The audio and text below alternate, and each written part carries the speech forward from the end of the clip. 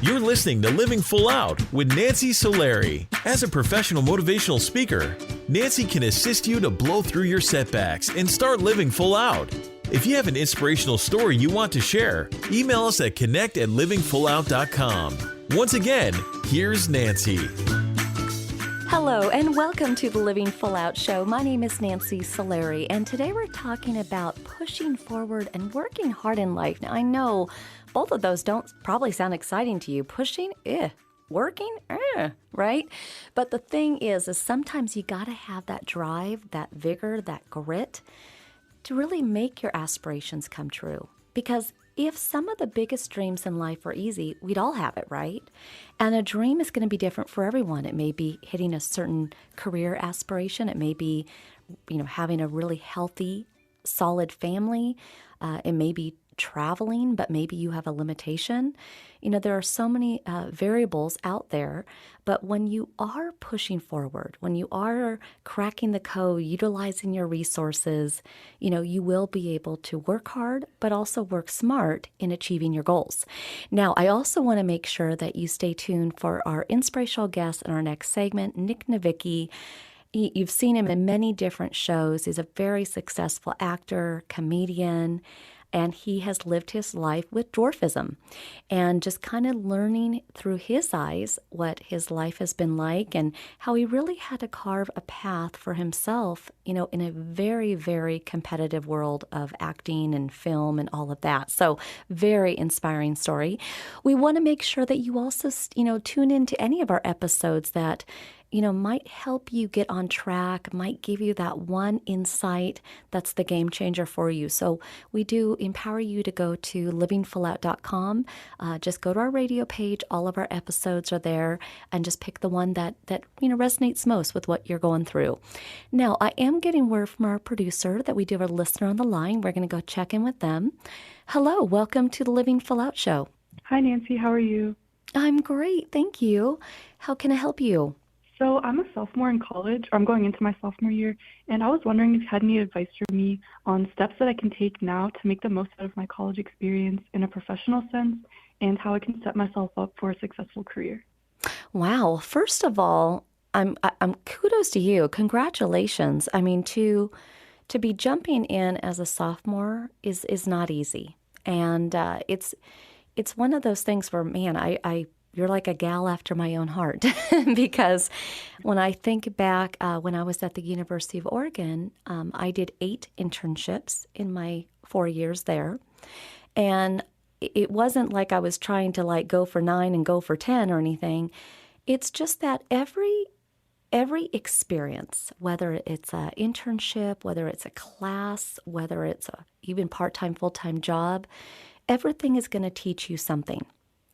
And you never know exactly what experience is going to open the doors that are going to give you the greatest reward.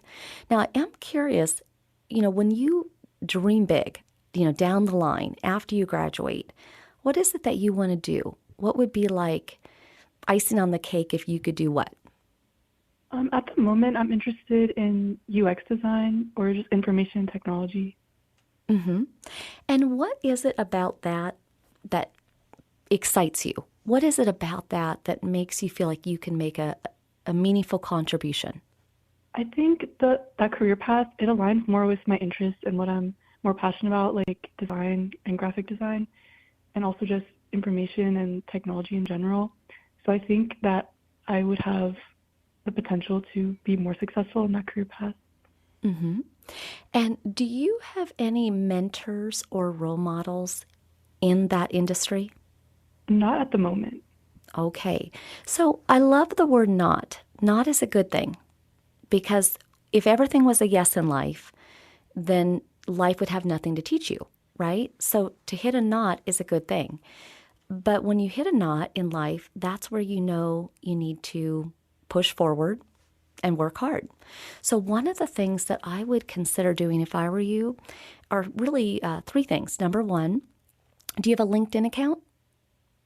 Yes, I do. Perfect. Okay, check. I would go on LinkedIn and I would start to, put in keywords of professionals that have the career that you want. and maybe study their LinkedIn profiles. Where did they go to school? What previous jobs did they have? You can learn a lot from other people's pasts.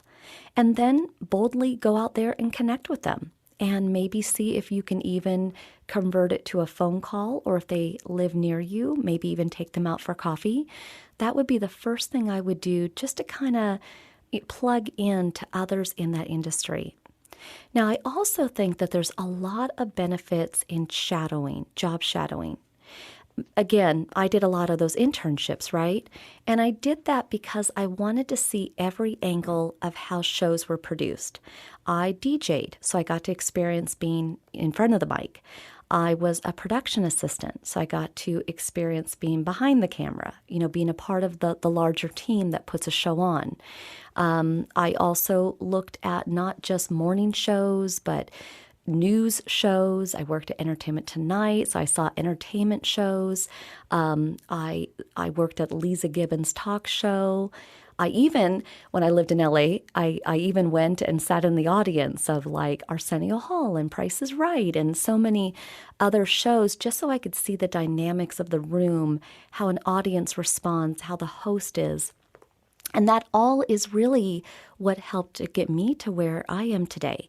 So, of course, today I host a radio show and I do other ventures. But for you, it might be very helpful to job shadow someone for the day, or even half a day.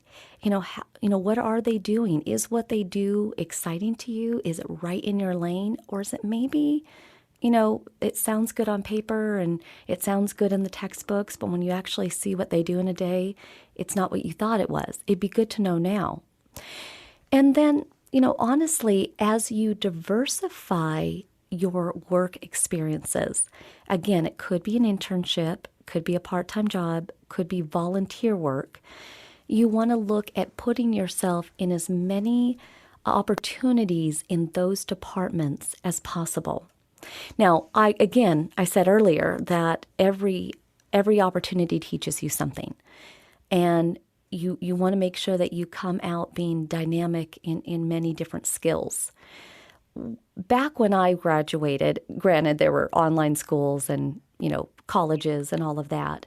But one of the things that always kept me focused and always kept my drive high, and I want to, give this to you as well, you have to think about in several years when you graduate, what degree you're going to have.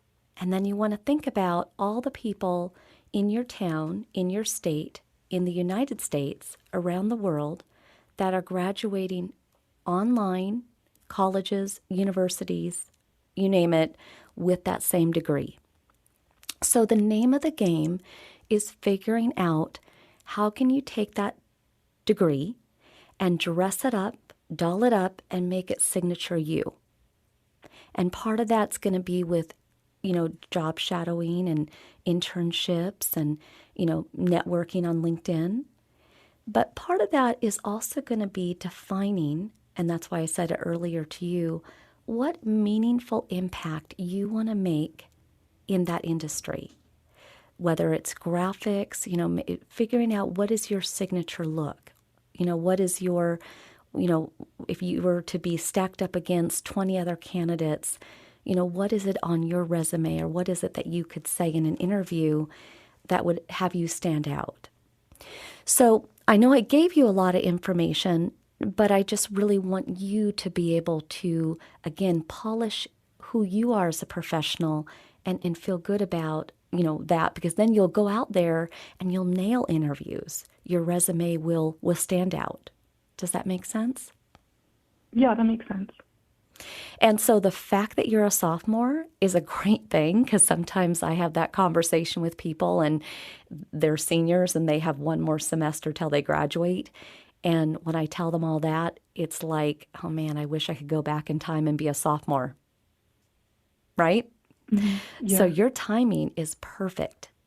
It's just maybe doing two things. Maybe kind of penciling out over the next several years of school approximately how many credits you might be doing a semester, thinking about what you might be able to manage in addition to that, whether it be an internship or a job, And I would just try to diversify yourself with as many skills as you can. And so when we talk about pushing forward, you're pushing forward a plan, and then you're taking action, which is the working, the doing. But I think when you do all that, like truly, I mean, you're so far ahead of the game, you will absolutely be the big winner. Can you try those? Yeah, I definitely will. Awesome. Well, again, I'm proud of you. Go out there and make that meaningful difference. Okay? Thank you for calling in. Yeah. Thank you so much. And I'm glad that she asked about that question, right? Because in life, aren't we all just trying to find what makes us special, unique, and different? And that might be that you're an amazing cook. It might be that you're great at tech. It might be that you just have a really sparkling personality.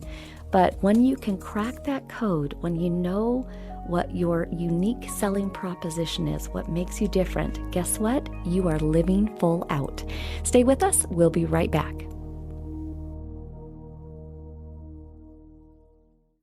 Life looks a little different. During these times, we're doing our best to keep our minds and bodies strong. And getting a flu shot helps us stay healthy, so we don't miss out on what matters. Like having game night at home.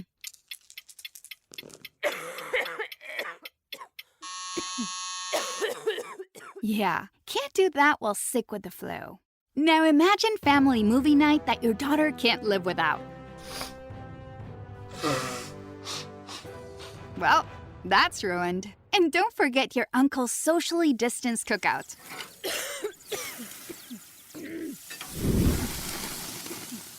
See, that's why it's important to be at our strongest. Every year, millions of people in the U.S. get the flu. Especially now, no one has time to miss out on moments that matter. So get your flu shot. Find out more at getmyflushot.org.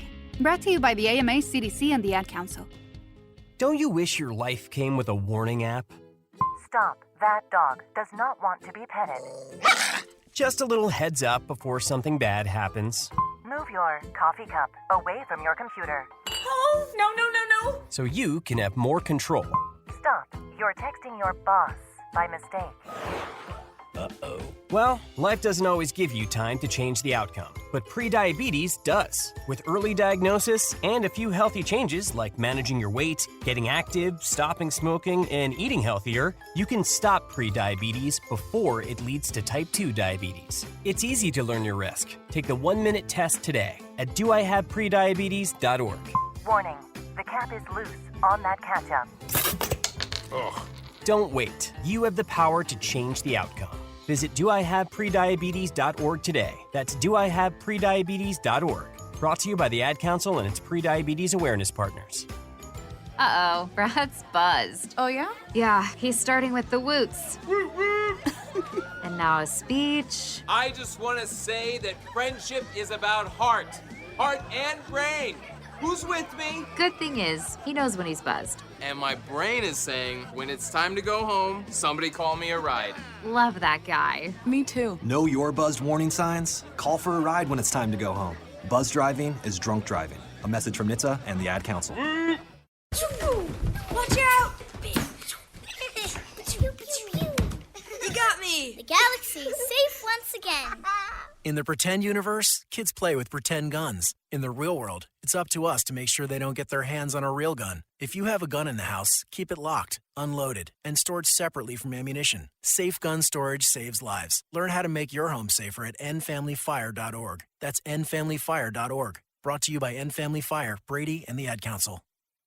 Adopt US Kids presents What to Expect When You're Expecting. A teenager.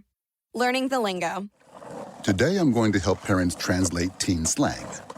Now, when a teen says something is on fleek, it's exactly like saying, that's rad. It simply means that something is awesome or cool.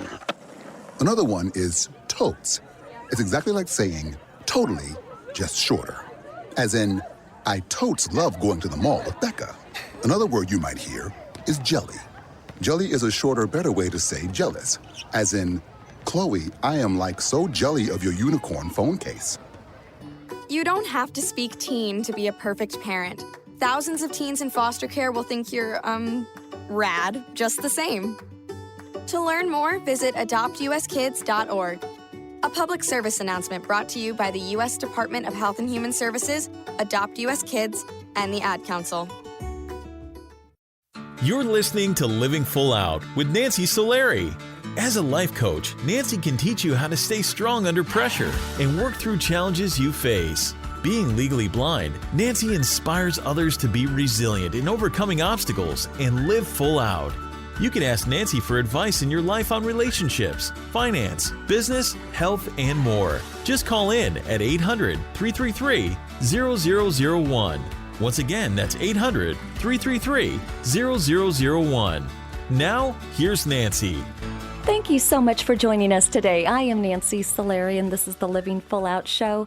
And today we're talking about pushing forward and working hard and what determination one needs to have, yet also being creative. And our inspirational guest today, Nick Novicki, has all those qualities as well as living a life with dwarfism. And I always love hearing how people see life differently. I mean, I see life through my eyes of being legally blind. And now we're going to see how Nick kind of interprets his life and how he's been able to achieve so much. You'll know what I mean. Well, let's bring Nick on. Hello, hello. Hey, thank you for having me on. Absolutely. And Nick, honestly, there's just a lot to get through, so I'm just going to jump us into the ring. So I know that you are the youngest of 3 in your family, and I am the youngest as well.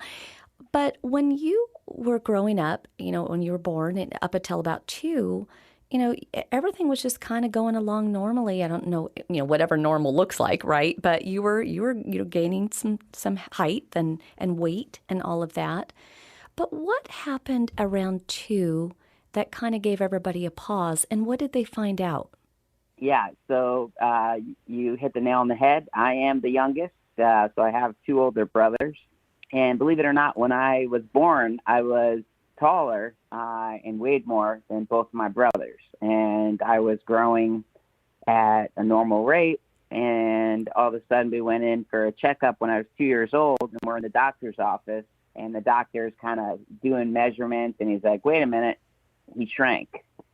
And they were like, wait, what is going on here? And obviously I didn't shrink, but what happened is my spine started to curve because of my scoliosis, which is something related to my pseudoachondroplasia dwarfism. But this is the 80s, so, it wasn't like it is now where you go on Google and, there's all these different representation out there or places to see what dwarfism is, or even specifically pseudoachondroplasia dwarfism, because that is a very rare kind of dwarfism. So basically, my parents were like, what is going on? And then we did a lot of tests, and then they found out that I have pseudoachondroplasia dwarfism. Now, back then, your feet turned out, right? So you waddled. That's how you kind of got around. Yeah, I believe I still waddle. I got a little penguin in me that I like to continue on. I've always loved penguins. I bet, they look good in their suit, and you do too, I love penguins. And, the thing that I find, interesting is, well, first of all, how tall are you today? Because, again, I'm visually impaired, so I may not be able to see myself. Yeah. I'm 3'10". 3'10". Okay. And obviously you're a man and full grown and all that. And I want to ask you, because I think understanding your world as much as possible, like I know you're married today and you met her she has dwarfism as well, and you met her at a Little People's, convention. But I always find that it's important to ask someone like you, because I know people ask me all the time, what is blind? What is legally blind? What is visually impaired? Like how are they all the same? Are they all different? And so what is the appropriate languaging or short stature, dwarfism, little people? Like, what does that look like? Yeah. So, well, we have dwarfism. So that is the medical condition of what I have. So I have pseudoachondroplasia dwarfism. My wife has achondroplasia dwarfism, which is the most common form of dwarfism. Believe it or not, there are hundreds of different types of dwarfism, but over 84% of dwarves, or little people, as we say, have achondroplasia. So my kind of dwarfism is very rare, and so really are all other kinds aside from achondroplasia. And in terms of what we like to be called, I think little people is the term that most people like. That is actually the name of the organization, Little People of America, that was founded by Billy Barty in 1957, and he is a true hero to me.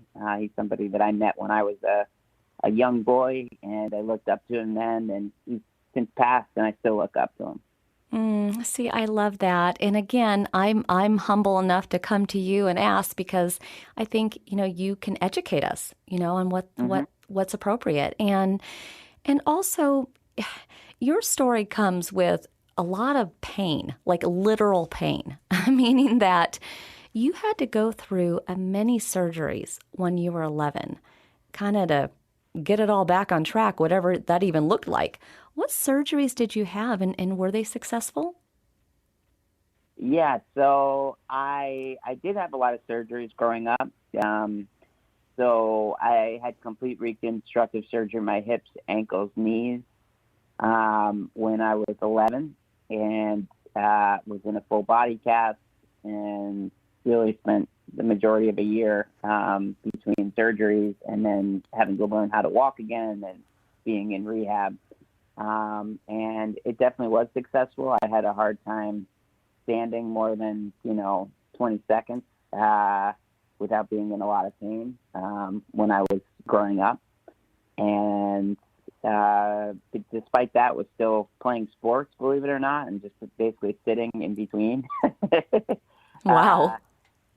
I had those surgeries, and then I had a second set when I was 15. So did the second set solve it, or would you go on to have more surgeries later in life, do you think? Yeah, I probably will have to have more surgeries later in life, but I'm 40 now, and I've performed on 6 continents. I've worked in more countries and visited more places than the majority of people. So I feel very blessed that I've had that opportunity. And the surgeon who has since passed away, Dr. Kopitz,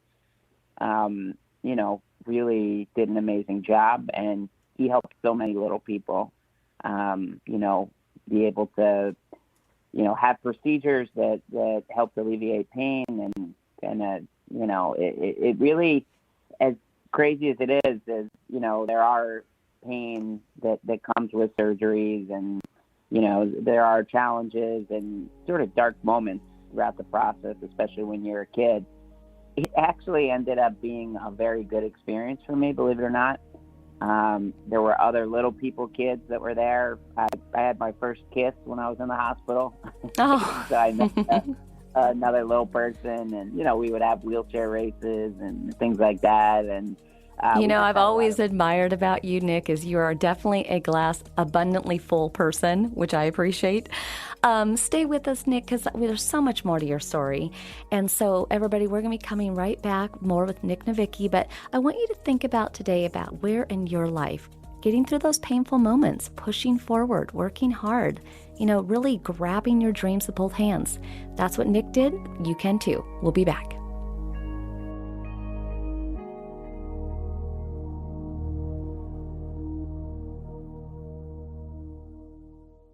Today in school, I learned a lot. In chemistry, I learned that no one likes me. In English, I learned that I'm disgusting. And in physics, I learned that I'm a loser. Today in school, I learned that I'm ugly and useless. And in gym, I learned that I'm pathetic and a joke.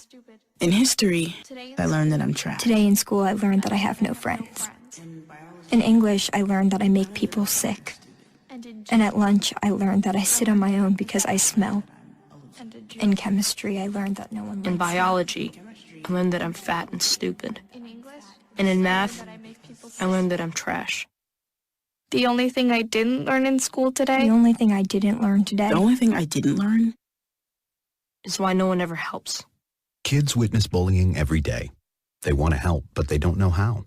Teach them how to stop bullying and be more than a bystander at stopbullying.gov. A message from the Ad Council.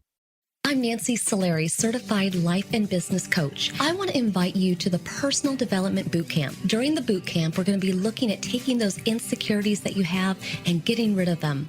We're also going to look at ways in which you can thrive and live a life full of purpose. Go to livingfullout.com/bootcamp, livingfullout.com/bootcamp to sign up. I believe in you, and here's to you living your life full out.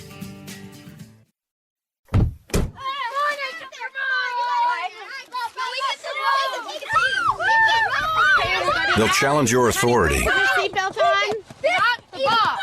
They'll try to break your will. They'll push you to the edge of your sanity. Because that's what kids do.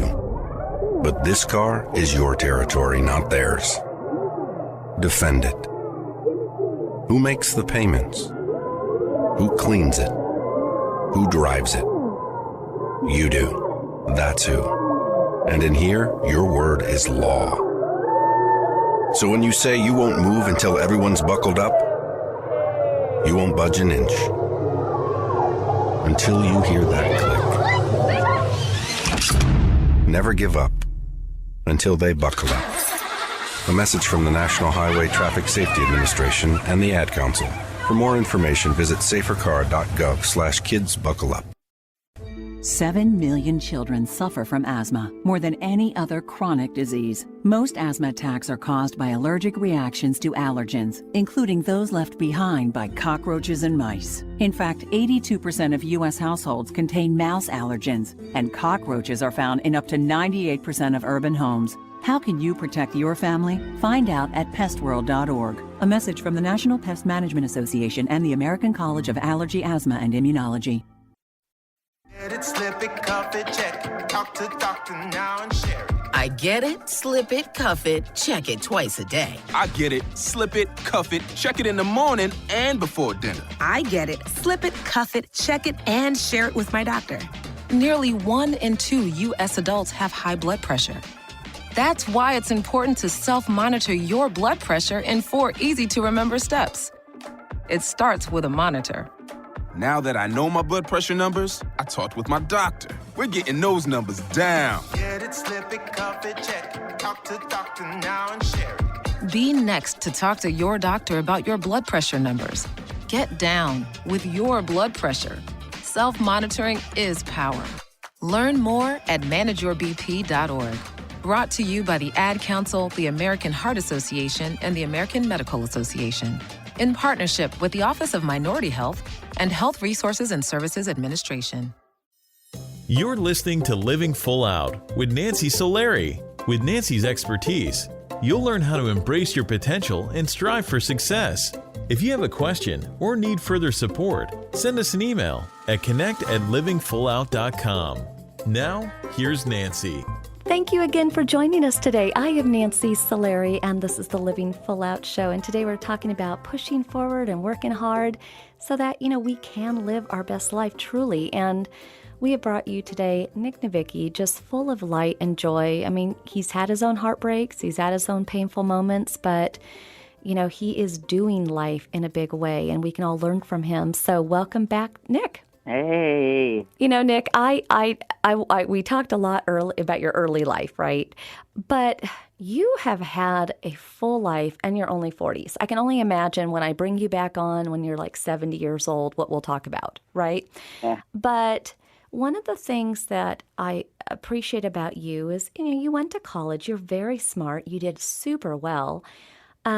But you chose to follow your dreams of comedy, dreams of acting, and that's a bit more uncertain, especially because I imagine, you kind of have to be set up for the right role, right? Given, your circumstances and all, but I mean, you definitely study and prepare, but that's a huge leap of faith. What made you decide to go that direction rather than, just staying in business?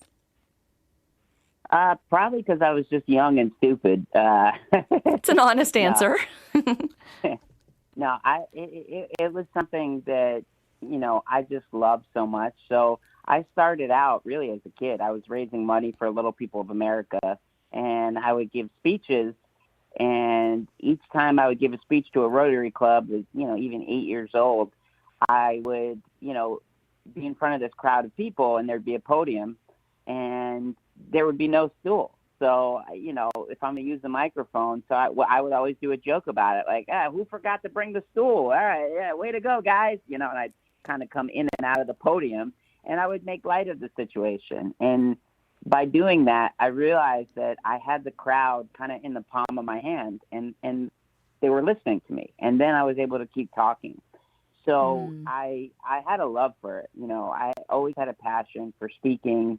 And I sort of, as I said, just fell into comedy. It's something that instinctually I felt that I was good at, and it just was something that I loved doing. And so I did go to school for business. I double majored in marketing and entrepreneurship. But during that time, I started doing stand-up comedy. And it wasn't a big, I'm trying to prepare for years. I just sort of was like, oh, I could do comedy here. And I just tried it, and it worked out.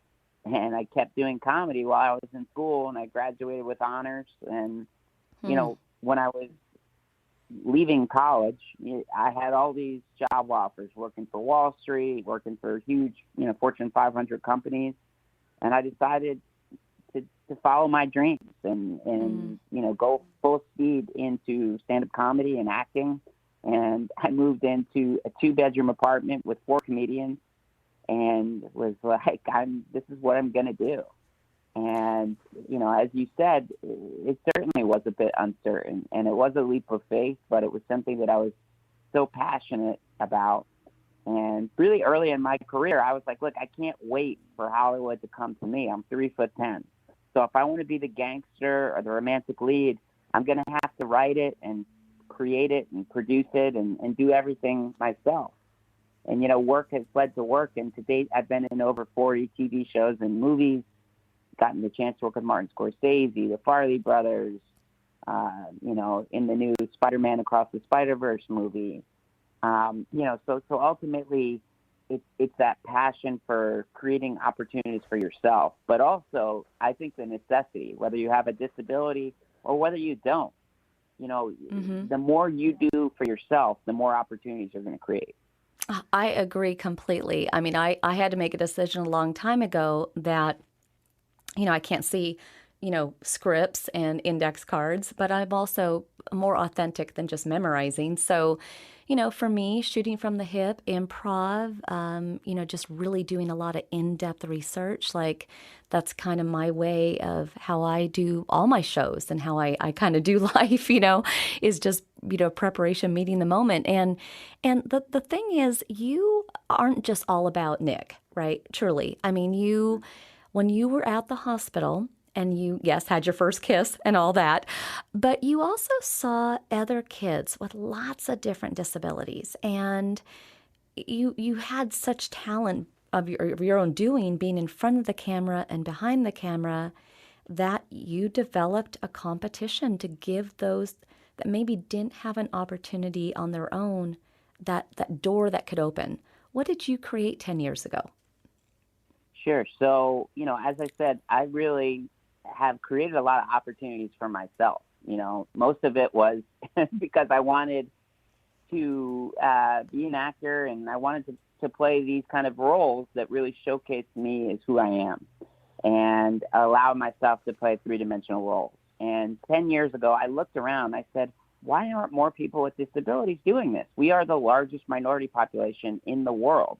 Roughly 1 in 4 Americans has a disability, yet we're the most underrepresented. So I created the Disability Film Challenge, a 5-day filmmaking competition where you need to have somebody with a disability in front of or behind the camera. Now, I honestly thought this was going to be a one-off competition to help some friends with disabilities follow my path and motivate them to make their own content. But right away, the industry took notice, and they started hiring people. And they were asking me, hey, when's the next one? And how can we contact this person? So I was like, oh, wait a minute, I better keep going. So I went to year 2, and then it kept growing. And kept growing. And then in 2017, I partnered with Easter Seals Southern California. Easter Seals is the nation's largest disability services organization.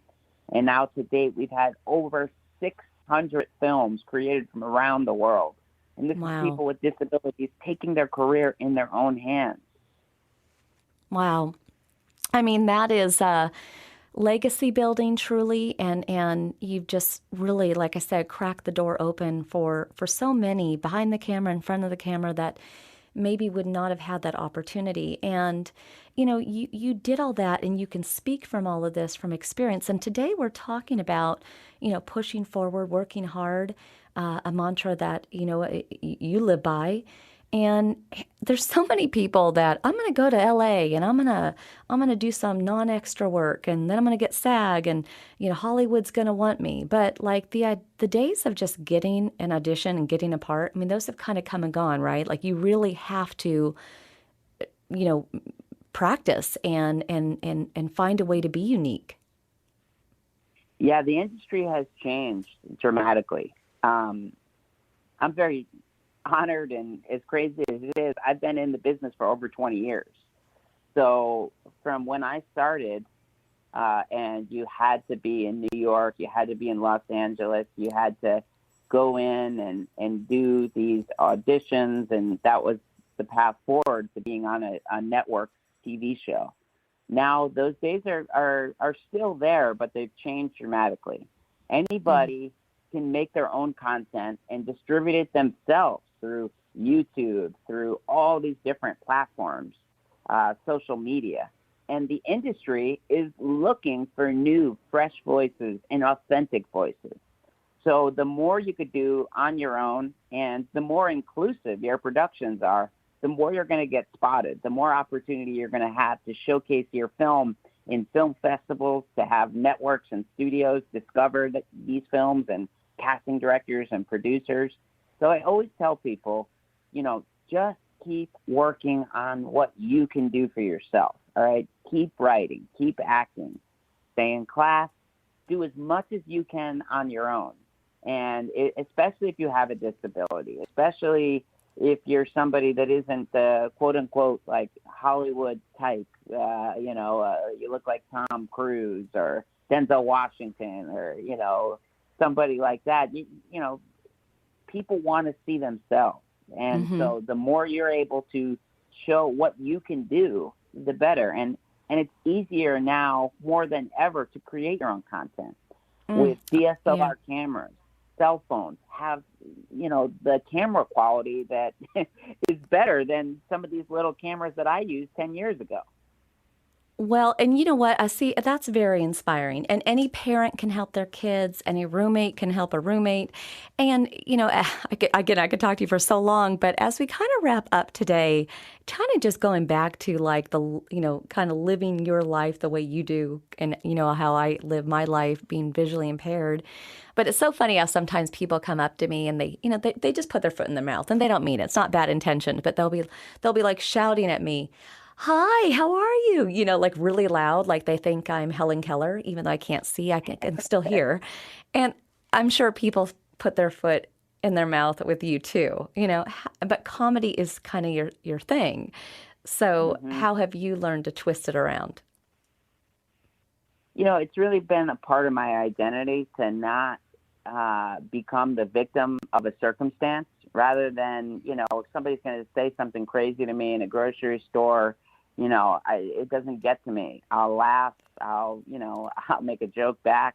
You know, I'll let people know. And especially with kids, I think kids are the most honest, and, you know, that is what's real. And it's, you know, evolution, and it's how kids really feel when they say things. "Why are you small like that? Is that a little man with a beard?" And I'm like, yeah, I am. And sometimes parents will want to kind of escort the kid away, but for me, it's important to let the kid meet me. And instead of him being scared by the situation, I'll say, "Hey, what's your name? Hi, how's it going?" Now we're not, you know, in an awkward situation where I'm feeling awkward, the parents feeling awkward, the kids feeling awkward. Now we're all having a nice moment.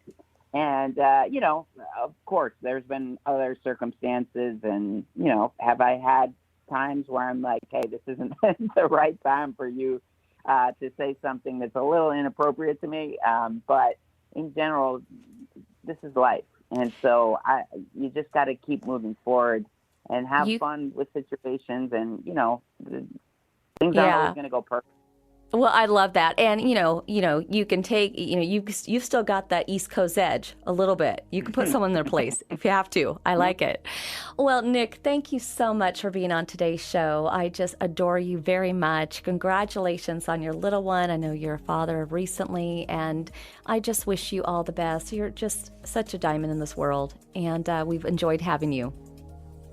Thank you so much. And if you want to follow me at Nick Novicki or at Disability Film Challenge to learn about what we're doing. That is perfect. Thank you, Nick. And for everybody, we're going to be coming right back after this break. But, think about where in life you need to push forward a little bit more, work a little harder so that you can live full out.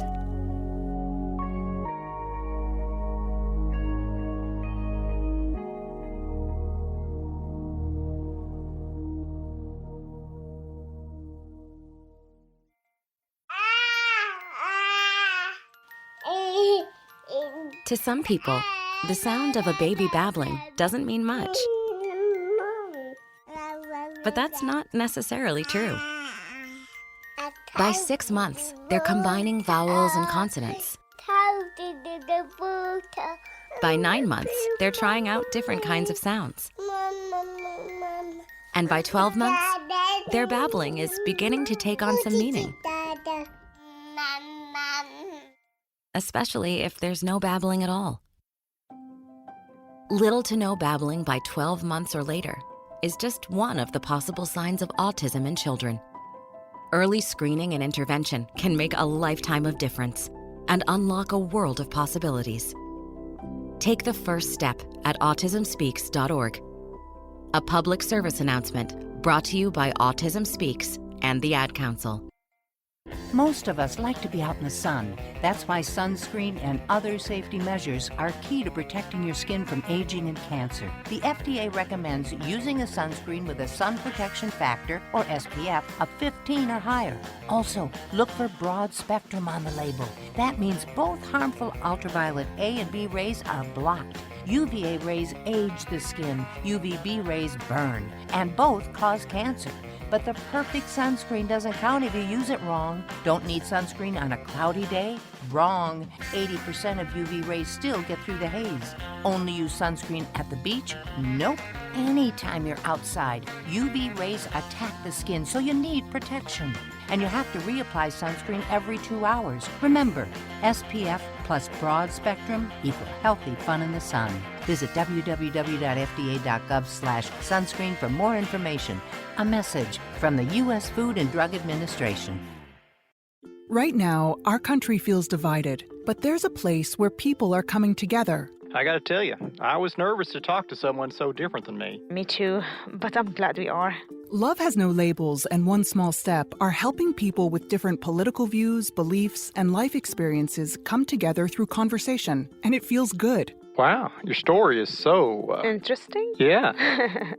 When people actually sit down, talk, and listen to one another, they can break down boundaries and connect as human beings. At lovehasnolabels.com/onesmallstep, you can listen to amazing, life-changing conversations and find simple tools to start a conversation of your own. I know one thing. This conversation gives me hope. It gives me a lot of hope, too. Take a step toward bringing our country and your community together by having the courage to start a conversation at lovehasnolabels.com/onesmallstep. A message from StoryCorps, Love Has No Labels, and the Ad Council. All right, crew, let's get her dug.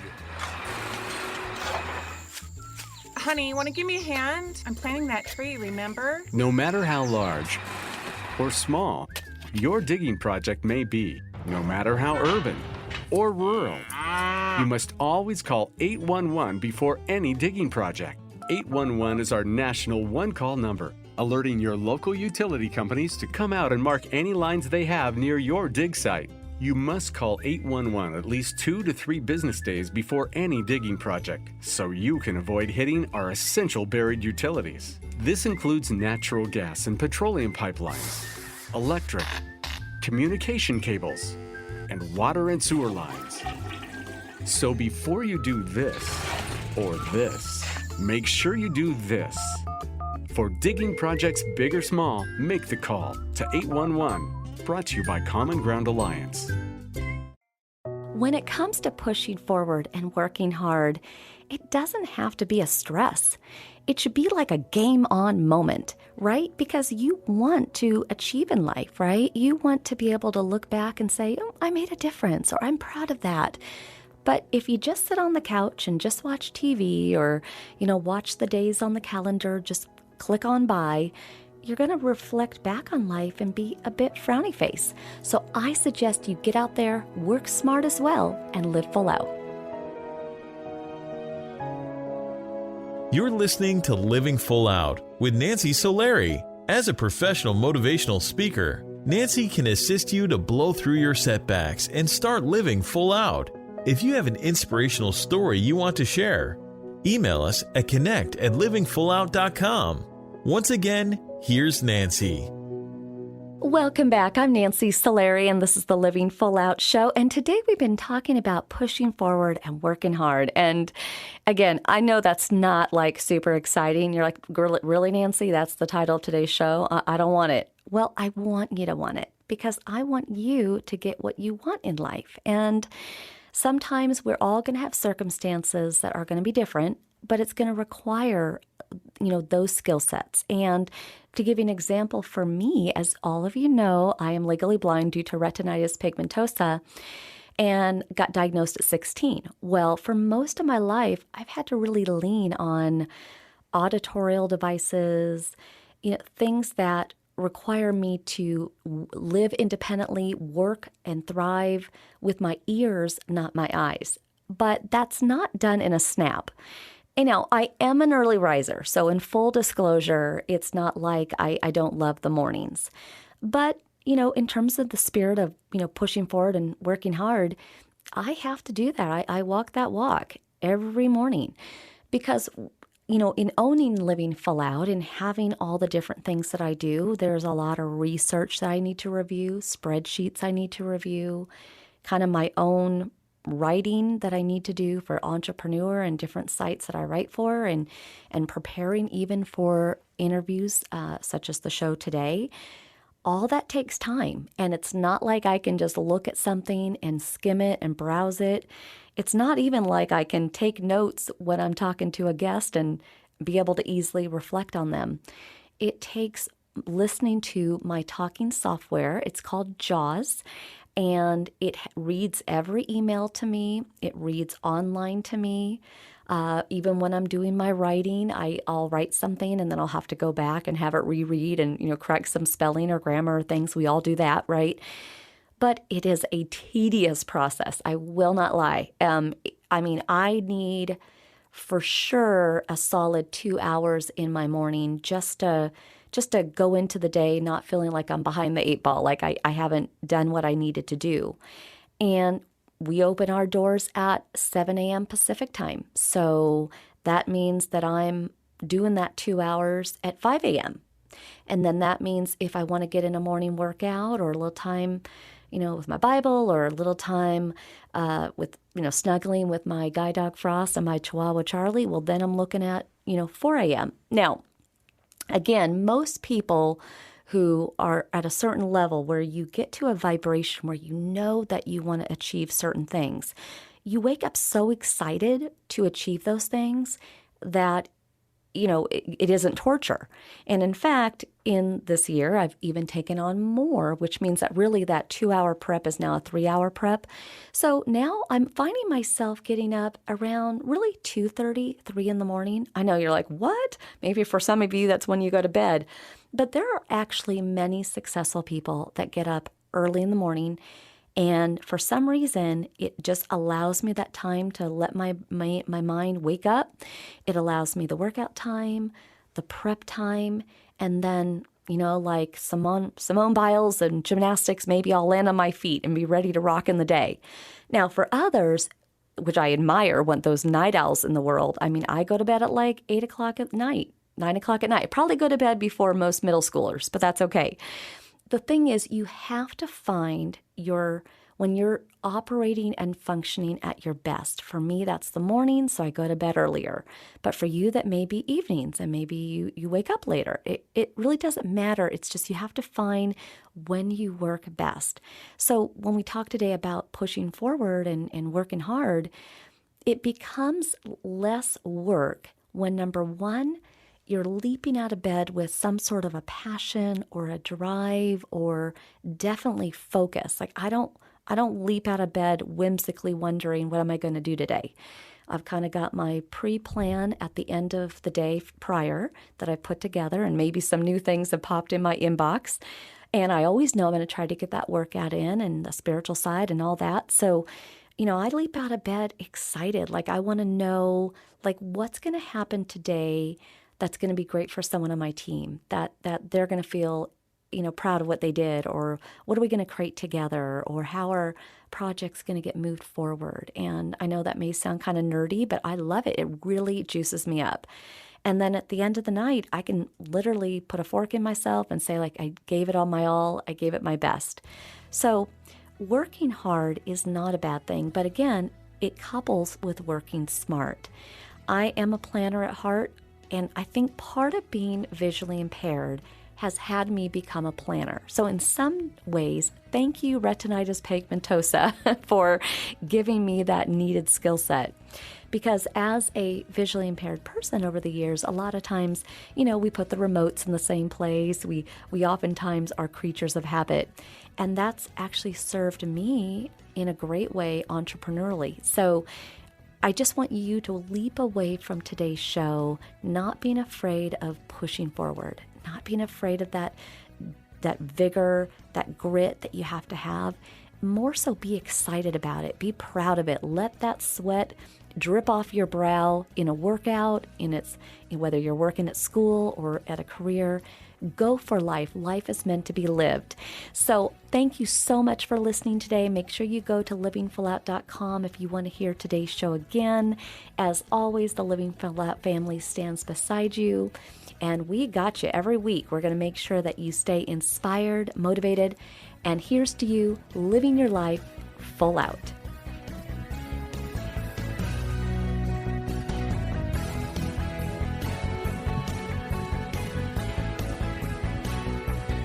Thank you for listening to the Living Full Out Show with Nancy Solari. To learn more about this program, visit livingfullout.com for the latest episodes. Connect with the Living Full Out community by following us on Facebook, Twitter, Instagram, and subscribing to our YouTube channel. Here's to you, living full out.